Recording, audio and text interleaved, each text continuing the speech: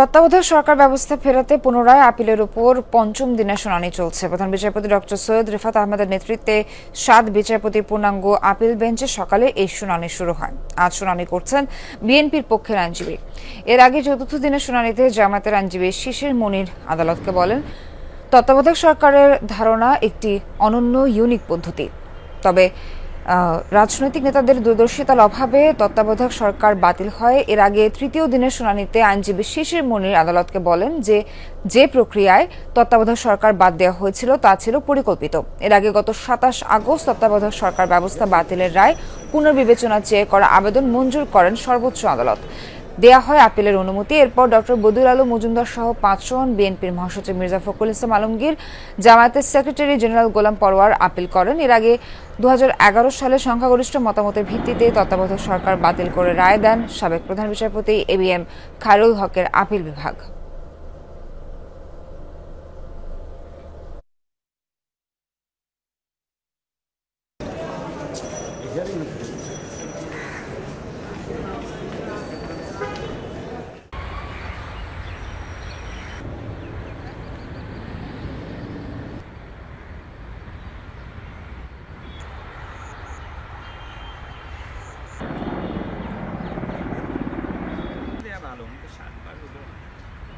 আনুল মারুফ জানাবেন আমাদেরকে বিস্তারিত। মারুফ, শুনানিতে বিএনপির পক্ষে কোন কোন যুক্তি তুলে ধরা হচ্ছে সেই বিষয়ে একটু জানাবেন।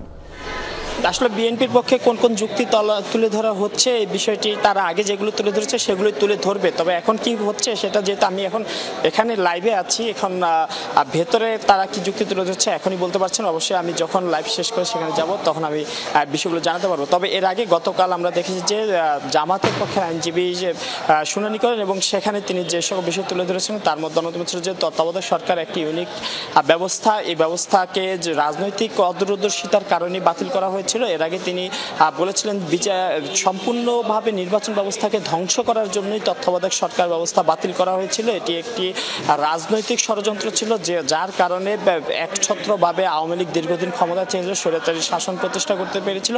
এই সকল বিষয় কিন্তু তারা তুলে ধরেছিলেন এবং এর আগে যে অন্যান্য যেসব বিশিষ্ট নাগরিকের যে আইনজীবীরা ছিলেন তারাও কিন্তু এই সকল বিষয় তুলে ধরেছেন এবং তারা বলেছিলেন যে বাংলাদেশের মতো পরিস্থিতিতে যে নির্বাচনী ব্যবস্থা সেটি সুষ্ঠু নির্বাচনের জন্য তত্ত্বাবধায়ক সরকার ব্যবস্থাটা জরুরি, নিরপেক্ষ নির্বাচন, স্বচ্ছ নির্বাচনের জন্য জরুরি এবং এই ক্ষেত্রে তারা এই যে তত্ত্বাবধায়ক সরকার ব্যবস্থা তাকে পুনরায় ফিরিয়ে আনার জন্য আবেদন জানান আপিল বিভাগে এবং তখন আপিল বিভাগ বলেছিল যে তারা একটি স্থায়ী সমাধান দেখতে চান তত্ত্বাবধায়ক সরকার ব্যবস্থা নিয়ে, যাতে বারবার এই ব্যবস্থা নিয়ে যে নির্বাচনী ব্যবস্থাকে কেন্দ্র করে যে সকল ঝামেলা এগুলো যেন না হয় এবং সেই লক্ষ্যেই কিন্তু এই আপিল শুনানি চলছে। আজ আপিল শুনানির পঞ্চম দিন এবং পঞ্চম দিনে আজ বিএনপির আইনজীবীরা এখন শুনানি করছেন এবং তারাও আশা করি যে সেই বিষয়গুলি তুলে ধরবেন এবং আগেও যে বিষয়গুলি তুলে ধরেছিলেন যে তত্ত্বাবধায়ক সরকার বাতিল করা হয়েছিল অনেকটা একনায়কতন্ত্র কায়েম করার জন্য, এগুলো কিন্তু তারা যখন রিভিউ শুনানি করেছিলেন তখন কিন্তু এগুলো বলেছিলেন যে